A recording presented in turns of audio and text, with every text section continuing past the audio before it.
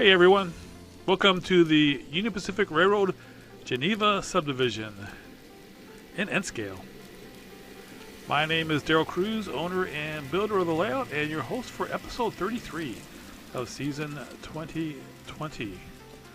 This is an operations video. It's part 2 of a 2-part series on train MCLCH, manifest train from Clinton, Iowa to the Clearing House Yard in Chicago.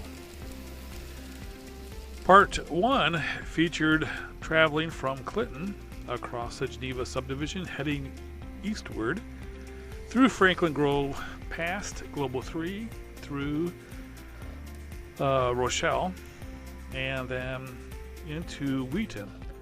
And in Part 1 we also did some switching of the warehouses, and then here you can see just finishing up switching the little industry on track 2. And the locomotives had to do a runaround to switch this particular industry. And so part 2 is going to be wrapping up the switching, which it just did. So all switching is complete. And part 2 will be completing the switching, which we just did, and then assembling the train back together again, and then departing towards Chicago. As you can see in the background there, you have the remaining part of our train. There's 31 cars in all, although I think with the switching we're down 1, so 30 cars in all. And some of the cars are back past milepost 25, and the remaining cars are what you see right here. So we're going to move the locomotives to the front of the train, and then we're going to recouple to these cars, push them back to get the remaining cars, and then we'll be able to head out. So here our locomotives are heading to milepost 16, where it'll cross over to track 1 from track 2, and then it'll back to the other side of milepost 16 and couple up to the cars. The lead locomotive is 2571, which is a Scale Trains Tier 4 locomotive, followed by a Fox Valley Gevo and a Cotto SD70.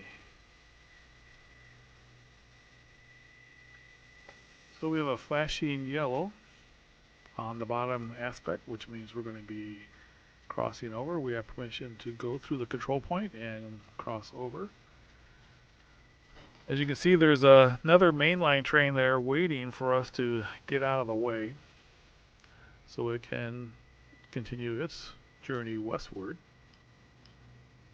So we'll go ahead and cross over, as you can see, and make way for the westbound train. And actually it's not a manifest, it's a oil tank train, and it's heading westward, which means it's empty.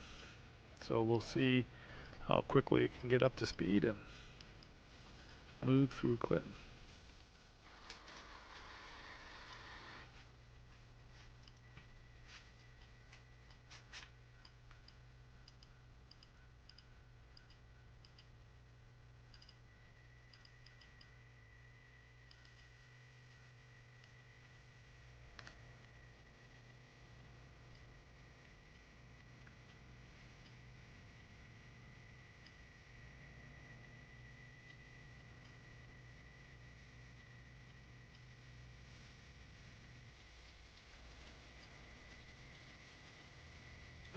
This crude oil tank train is headed up by 2 Cotto SD70 ACEs.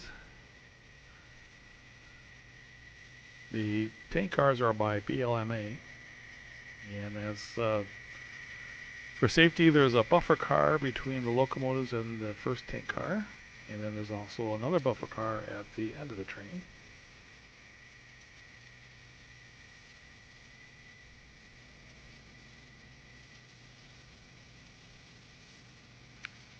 As the crude oil tank train goes past, you can see our locomotives are also heading through the control point, coming back to couple up to the head end of its train.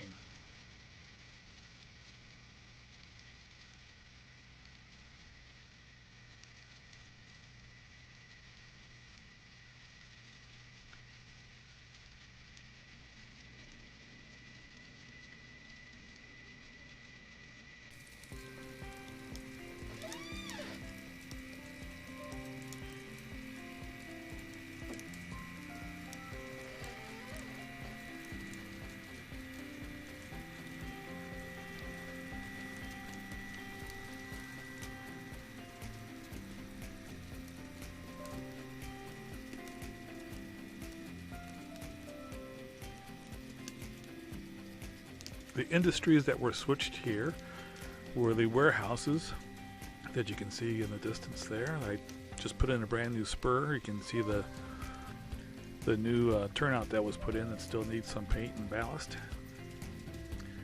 There are 3 smaller Walthers warehouse kits, with 2 of the kits facing so that the rail doors are facing the track, and then the other one is turned around so that the truck doors are facing. And then I also have one of the larger Walthers warehouse kits. Alright, so we're coupled up to the train. If you can just notice, I went ahead and turned the headlight off on the trailing locomotive 4842.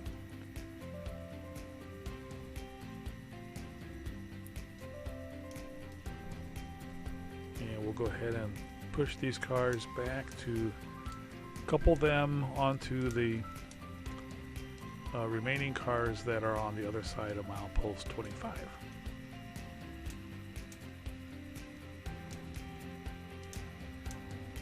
I have this spur in the foreground labeled maintenance of way track. I'm not sure what exactly I'm going to be putting there, as I mentioned in part 1. Might put a scrapyard there or something. Alright, so we're going through the control point so that we can couple onto the tail ends of our train.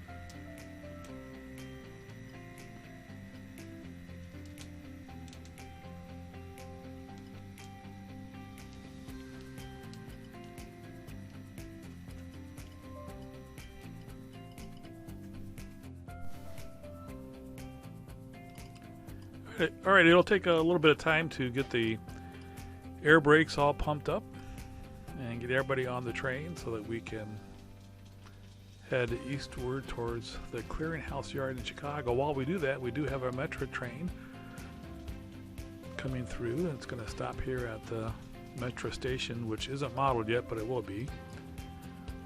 Metro station will be right there on the other side of the tracks. So the metro train will go ahead and come to a stop. I think it stops anywhere from a minute to 5 minutes, depending on how many people are getting on and off, but we'll just stop for a few seconds and then continue to the next station, which is in Elmhurst.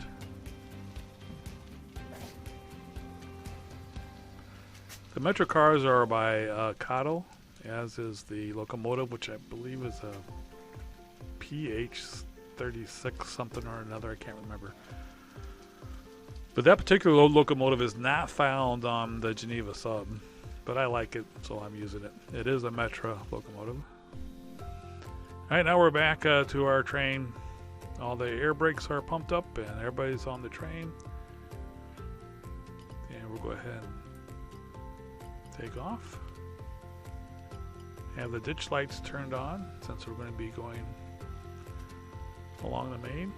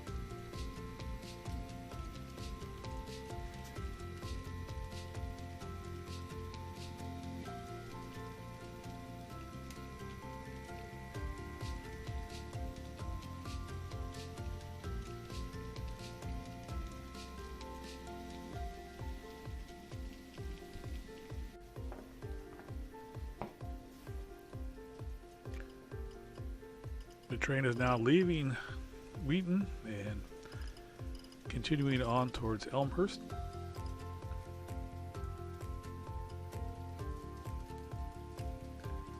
There is a green light on the signals, so we are going to be meeting a train coming in the other direction.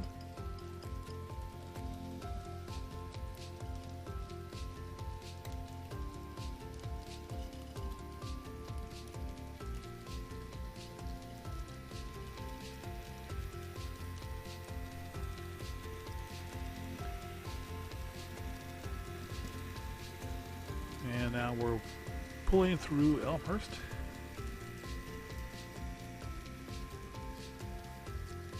And we do have a westbound metro train coming to a stop in Elmhurst as well. We're not coming to a stop. We're going to continue through while the metro train comes to a stop. Again, it'll just stop for a few seconds. When we do operations, I usually tell everyone to stop for 3 minutes.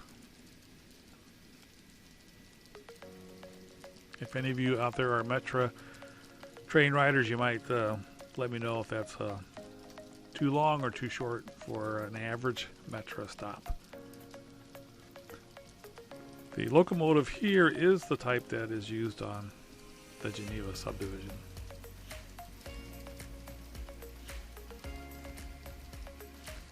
All metro trains have the locomotives facing away from Chicago. It has to do with the station in Chicago. I guess they don't want the locomotives to go all the way through the station, but want it towards the outside of the station. From Elmhurst, we then pull into Proviso Yard. First, we'll go by the engine facilities. In the foreground, you have the car shops, and then there's also a holding yard with the excursion trains there.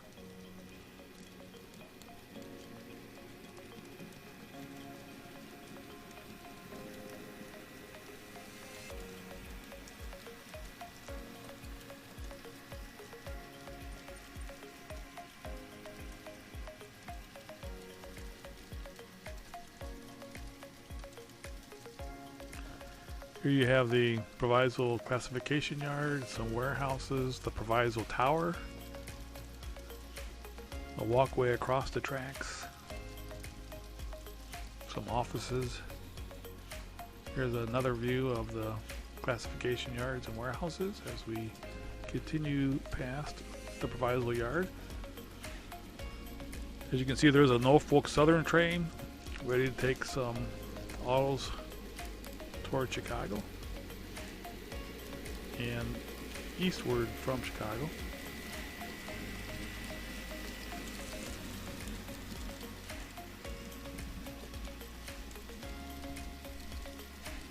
We're now meeting a westbound coal train headed up by 3 Fox Valley s2020e33 ACEs. Some empty coal cars heading towards Wyoming.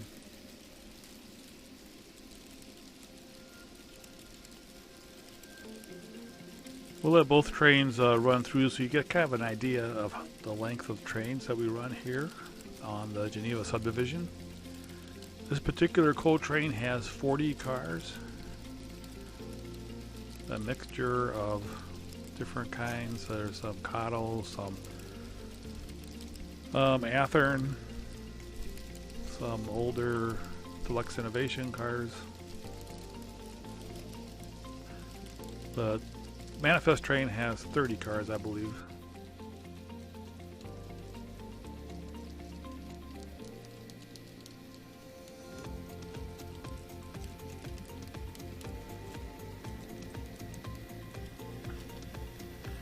So we just went through Maywood, and now we're crossing the Des Plaines River. As you can see, we did have a flashing yellow as we go through the control point here. And the train goes through the forest preserves and then comes out on the other end of the forest preserves and comes through River Forest, which is the easternmost point of the layout.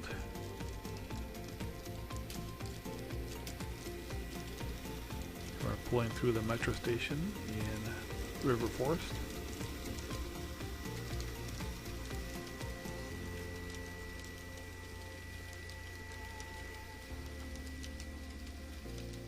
And then around that bend there, we go into the staging yard. So this brings us to the end of the run for the MCLCH.